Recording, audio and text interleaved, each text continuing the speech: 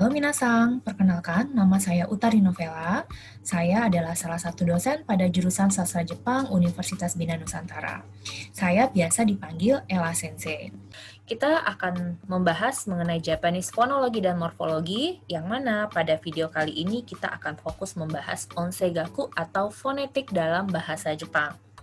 Sebelumnya kita lihat terlebih dahulu apa learning outcomes dari pembelajaran kita pada pagi hari ini, yaitu bisa memahami penggunaan secara umum mengenai linguistik dalam bahasa Jepang, baik dari segi struktur bahasa Jepang itu sendiri. Kemudian yang kedua, bisa memahami fonetik dan juga fonologi dalam bahasa Jepang dan bisa menjelaskan secara real bagaimana bunyi bahasa dalam bahasa Jepang. Nah, pertama kita akan melihat terlebih dahulu Gengo Oto atau Onsei. Apa yang dikatakan dengan Gengo Oto? Jadi, Gengo itu bisa dibedakan bisa dibagi atas dua, yaitu ada Oto dan ada Moji. Yang mana Oto adalah bunyi dan Moji adalah huruf. Jadi, ketika dia sudah memiliki dua hal ini, bunyi dan huruf, baru bisa dikatakan bahwa itu adalah suatu bahasa. Sampai saat ini masih ada penelitian yang menemukan bahwa ada bahasa-bahasa di dunia ini yang masih belum memiliki huruf. Berarti itu masih belum sempurna dikatakan sebagai suatu bahasa. Nah, Gengo Oto atau bunyi bahasa tersebut adalah bunyi yang dihasilkan oleh manusia untuk berkomunikasi. Jadi, bunyi ini bisa dibagi atas bagian terkecil. Kemudian juga bisa saling bergabung antara bunyi yang satu dengan bunyi lainnya. Namun, bunyi ini sedikit berbeda dengan bunyi-bunyi yang misalnya ditimbulkan oleh suara angin, atau hujan, suara bersin, dan lain sebagainya. Hal tersebut tidak bisa dikatakan dengan bunyi bahasa. Jadi, bunyi bahasa itu adalah bunyi yang digunakan untuk berkomunikasi oleh manusia. Nah, berikutnya kita akan melihat pengertian dari fonetik. Nah, fonetik adalah ilmu yang mempelajari tentang bagaimana bahasa dihasilkan oleh alat ucap, dihasilkan atau diproduksi oleh alat ucap. Jadi bunyi-bunyian tersebut bagaimana dihasilkan oleh alat ucap yang terdapat pada manusia. Kemudian, penelitian fonetik bisa dikelompokkan atas 3.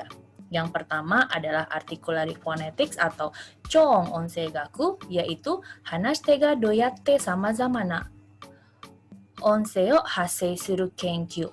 Jadi ilmu yang mempelajari tentang bagaimana suara dihasilkan. Yang kedua, kemudian ada acoustic phonetic, yaitu Onkyo Onsegaku, yaitu onseo butsuriteki tokusei o kenkyū suru. Ilmu yang mempelajari suara secara fisika.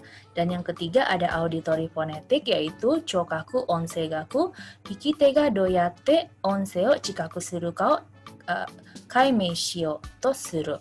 Jadi ilmu yang mempelajari tentang bagaimana suara bisa diterima oleh pendengar. Jadi 3 cabang penelitian fonetik ini dalam ranah linguistik sebenarnya kita tidak akan melihat 3-tiganya, kita hanya akan melihat yang poin pertama saja, yaitu Choong Onsegaku articulatory phonetics, sementara poin kedua dan ketiga itu biasanya digunakan oleh bidang fisika dan juga bidang kedokteran. Nah, pada gambar berikut bisa dilihat ada ilustrasi contoh penelitian fonetik. Yang pertama itu adalah Choong Onsegaku yang berada pada sebelah kiri, yang mana ini adalah ranah dari penelitian kita. Ini bagaimana si pembicara menghasilkan suara, menghasilkan bunyi yang dihasilkan oleh alat ucap yang terdapat pada manusia tersebut. Kemudian ada Onkyo Onsegaku, bagaimana gelombang yang dihasilkan oleh bunyi tersebut disampaikan kepada pendengar. Nah, yang gelombang inilah yang dibahas secara fisika. Kemudian ada Chokaku Onsegaku.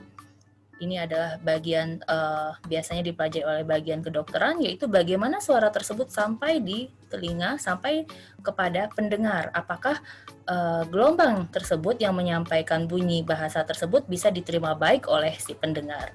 Jadi ketiga inilah ilustrasi bagian dari penelitian mengenai fonetik.